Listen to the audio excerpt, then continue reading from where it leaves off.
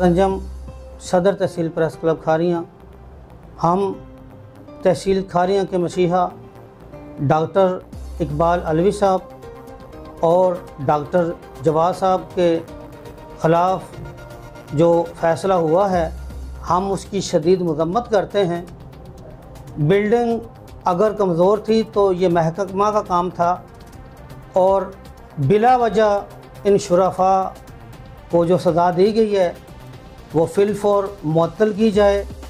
तहसील press club doctor Iqbal Alvi साहब doctor Jawad साहब के साथ खड़ा है और जब तक आला हुकाम इन्हें जो है बहाल नहीं करते हमारा एहतजाज जारी रहेगा।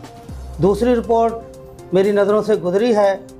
थाना रहमानिया में एक पुलिस मुलाज़म की बेवा सैयदादी के साथ SHO रहमानिया की बदतमीज़ी गंदी गालियों की पुरज़ोर मज़म्मत करते हैं।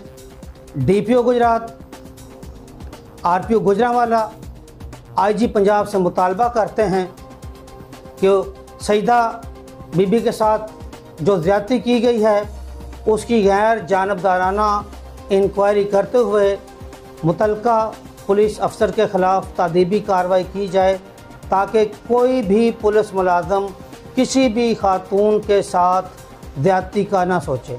शुक्रिया।